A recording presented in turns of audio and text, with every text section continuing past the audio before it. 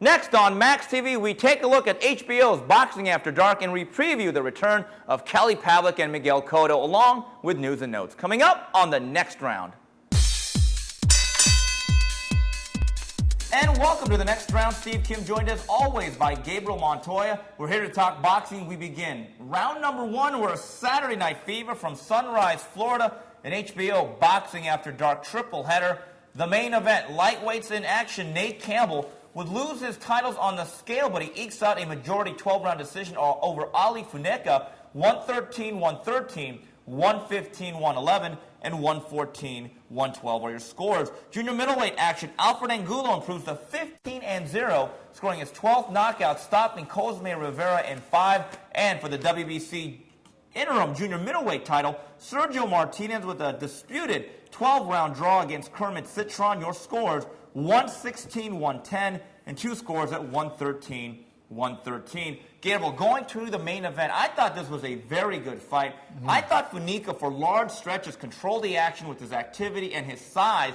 But when you look at the rounds, he may have won the small majority of rounds. But when you have two knockdowns the way Campbell did, and you finish the fight strong in the 12th, I do think that Nate Campbell may have done just enough to eke out the small victory. You know, it was strange. Was watching the fight, I was taking notes and kind of scoring, but not tallying as I went. And the sense I got looking at the fight was that Funeka had pulled it out. I felt that he had won. But then when I tallied my score, I had it a draw.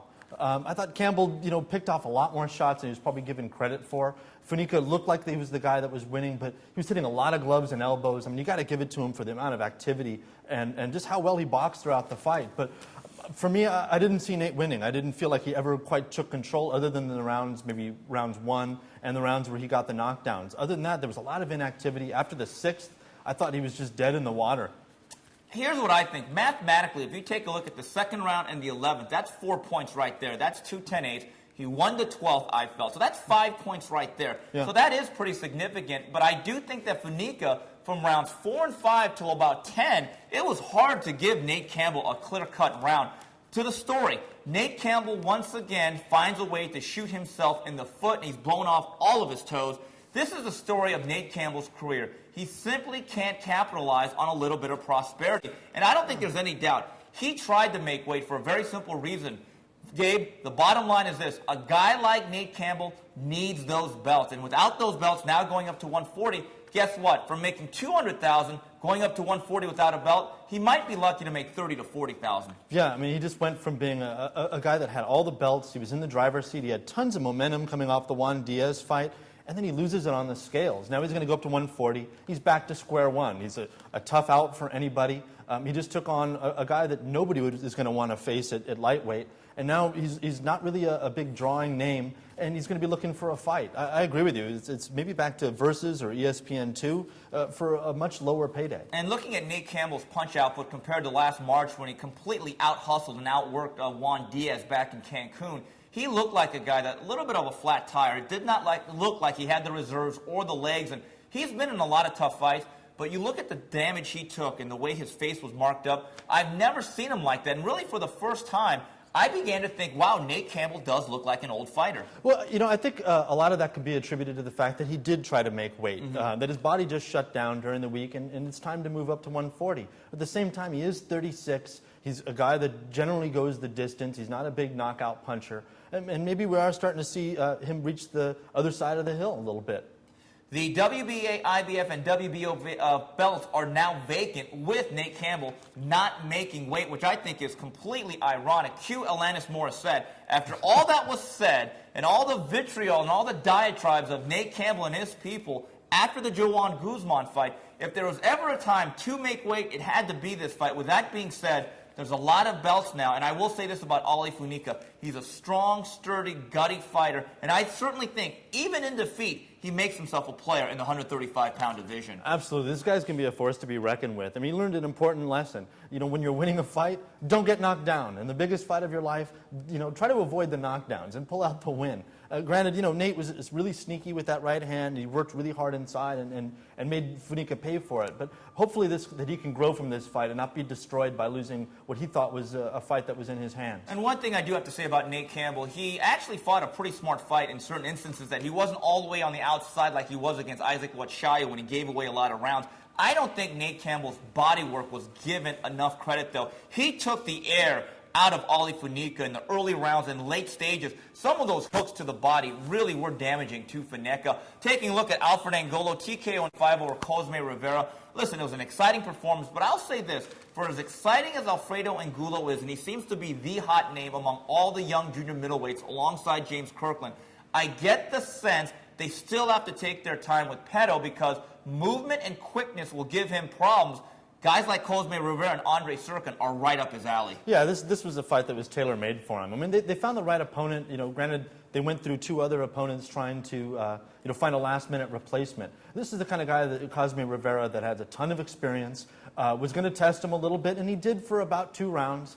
And then Angulo went to work and got him out of there. But you can't make too much out of a win like this. You got a guy fighting way out of his weight class in Rivera against a young, hungry lion. The hands looked a little faster than they have in the past for Angulo. I love his combinations, and it's really rare to see a guy commit to a body attack at that early stage in his career. So I look for him to improve. But yeah, I think slick, speedy boxers are really going to give him a lot of trouble. And also, Cosme Rivera, like you said, wasn't just an 11th hour replacement. He was picked up on about 11:45 p.m. They were running out of time because originally this was supposed to be Danny Perez stepping in for Ricardo Mayorga. I'll say this, I thought Danny Perez was extremely dangerous because of the natural size and strength. If you look at what they weighed in on, Cosme Rivera was much smaller than Alfredo Angulo, and he simply could not knock him back, and he didn't really gain the respect of an Alfred Angulo the way Danny Perez would have. Absolutely. The one thing I will give to Angulo is this, that a slick, speedy boxer is going to bother him.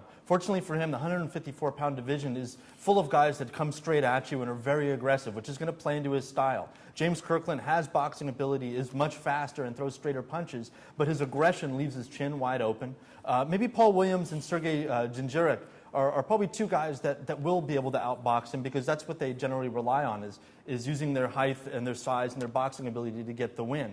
But looking at the rest of the division, I don't see a lot of guys that do that. Well, Gabe, I think there is another guy, and we'll talk about him right now. It is Sergio Martinez, who I believe conclusively won this fight. I thought he won 8 or 9 rounds, and then he had the knockdown that was caused by a clean punch, not a headbutt, and then a very, very questionable point deduction in the 12th round from referee Frank Santori, who I believe did not have a very good night, which basically caused this to be a draw with that point deduction. I think Sergio Martinez, I think it was a bit of a mirage, like we talked about last week.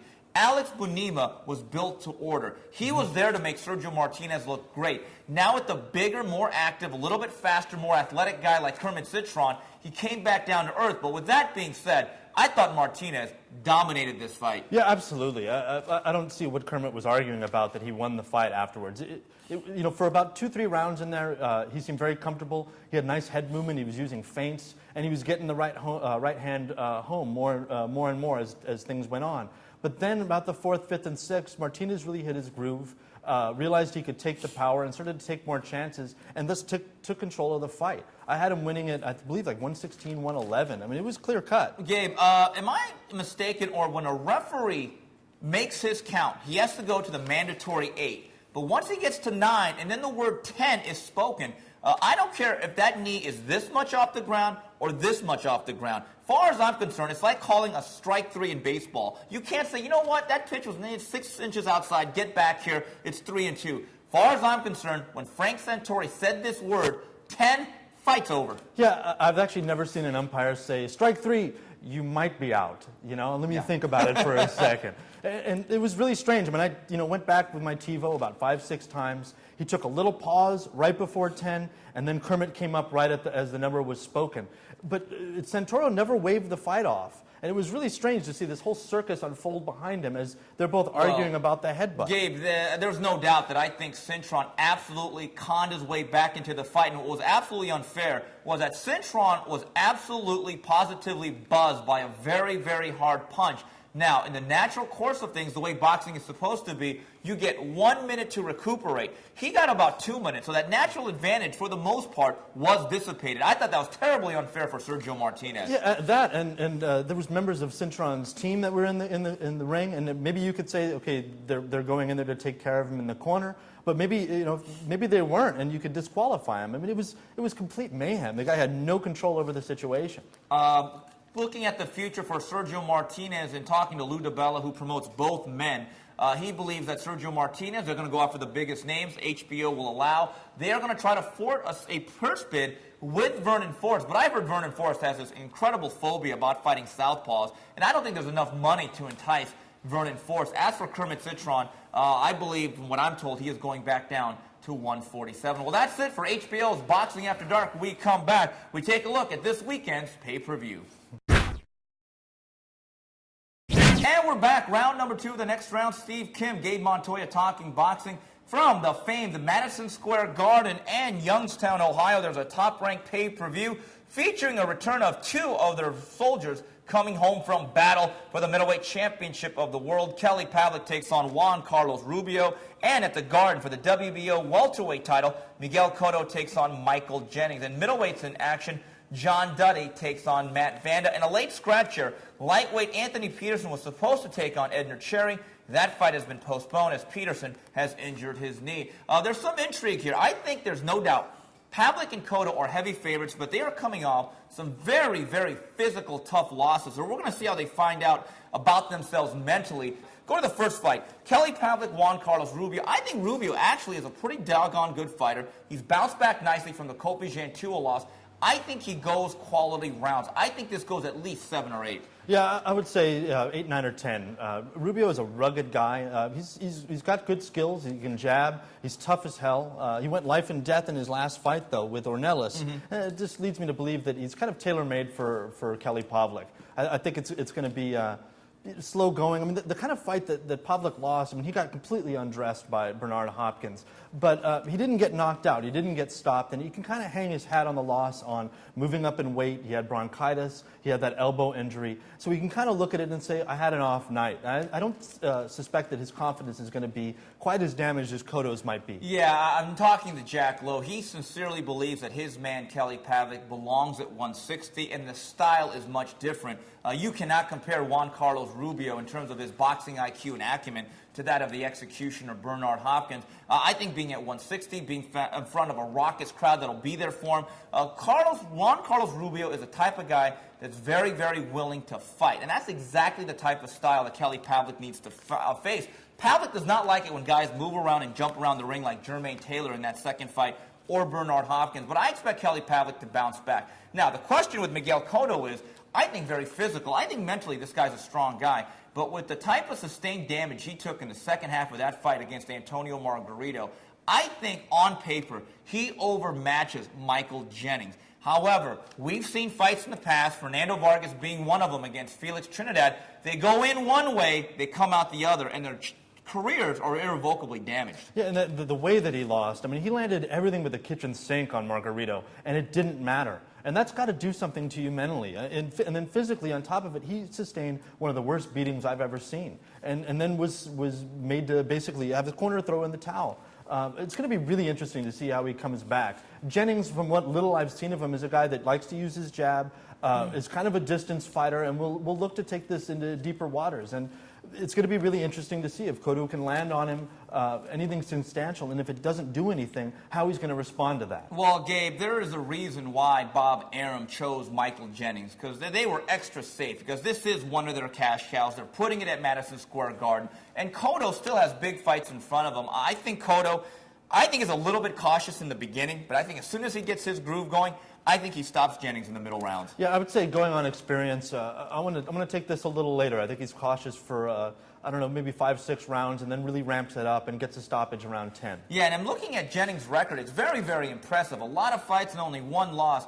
Not exactly murderer's row. I don't see any Ray Leonards or even Marlon Starlings or Simon Browns on that roster. I think this was a classic job of Frank Warren, his promoter, of really building a record and guiding a guy into this position for a big payday. And then John Duddy takes on Matt Vanda. John Duddy's an exciting fighter, but you know what? He's also a very flawed fighter, gets hit with a lot of things. I know Pat Burns, his new trainer, is trying to work out the kinks, but I get the sense Duddy is Duddy. He's got a pretty good left hook. He's a good, exciting offensive fighter, but if you throw punches in his direction, he's not exactly Wilfredo Benitez. I think this is a pretty fun fight. Yeah, it's going to be an all-action kind of fight. I mean, he's under Pat Burns. He's starting to box a little more. He's using his jab, trying to start to use movement. The problem with Duddy is that he starts swelling and cutting before he even gets into the ring. And that's going to be a problem because Vanda is going to throw a lot of punches. He is going to come forward. And it's very possible that this could end on cuts for Duddy. Yeah, you take a look at John Duddy, who I really like and I think is a very good ticket seller, very good for the business of boxing.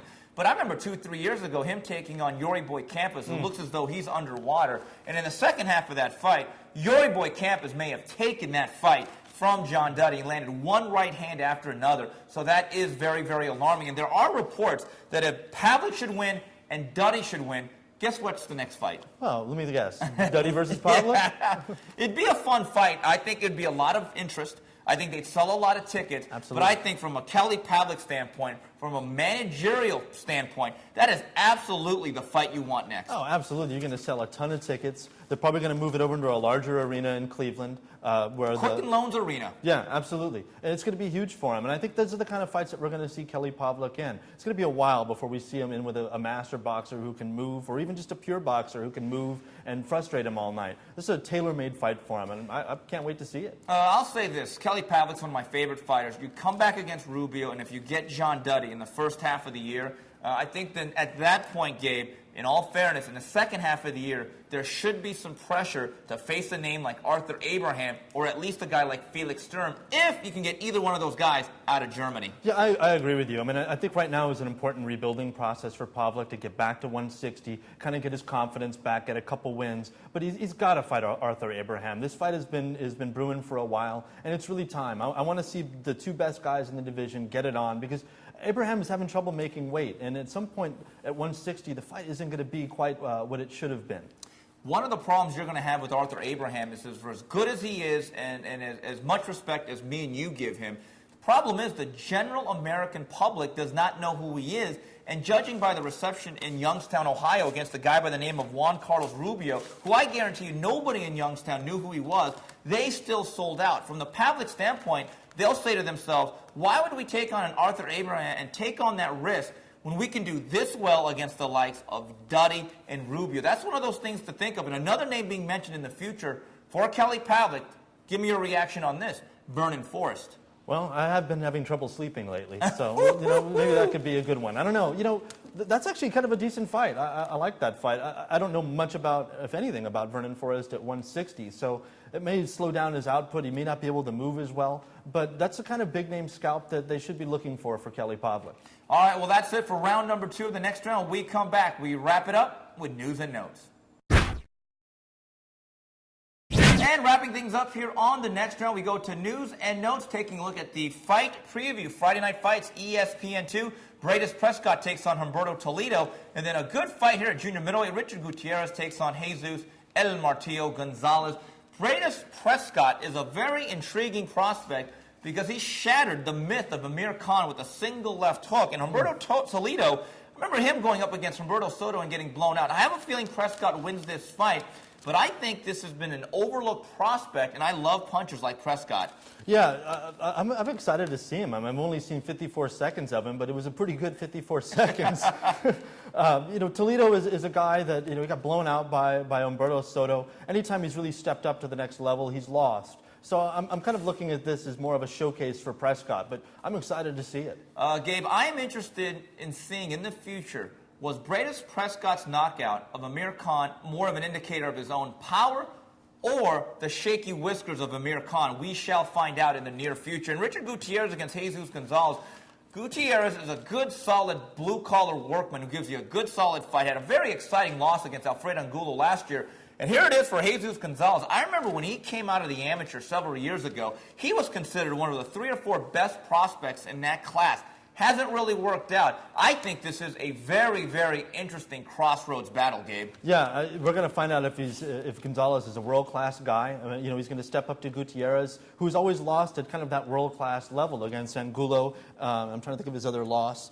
And we're going to see, what Joshua Clottey. That's right, Joshua Clottey. Now he's stepping up yet again against Gonzalez, who is a well-schooled amateur. He's got all the tools, but hasn't really quite broken through. I'm really excited to see this bout. Yeah, Gonzalez is a guy, and talking to a lot of the big-name managers that go after amateur talent in this country, he was high on everybody's shopping list. And I remember Top Rank back in 2004 and 5. They had great expectations, and for some reason, he's one of these kids. He could not transfer what he did in the amateurs and really work in the professional game. Taking a look at the big story of the week, call this revoked. Antonio Margarito and trainer Javier Capetillo have their license revoked for at least 1 year by the California State Athletic Commission. Gabe, I think the bottom line is this: no matter what is in that glove and whatever you call a foreign substance, I think it was very clear and admitted to by Javier Capetillo that something was amiss. And with that being said, no matter what Antonio Margarito and his team say, I think it's very difficult in terms of the penalty, whether you agree with the length or not, to divorce Margarito from his trainer. I think both of them had to be punished from that standpoint. Yeah, like the commission said, it was Christopher Giva, one of the commissioners, who was the one that brought up, that started the motion for each of them to be revoked for a year. He said, you're the captain of your team. You hired this guy. You pay him to wrap your hands. He's the only guy that wraps your hands. And the captain should be responsible for his team. And I would tend to agree with that. What I don't agree with is that they took these wraps. They haven't tested them yet. They sent them off to the Justice Department. It was, understandably backlogged. But why not postpone the hearing until March when you could get your test results back?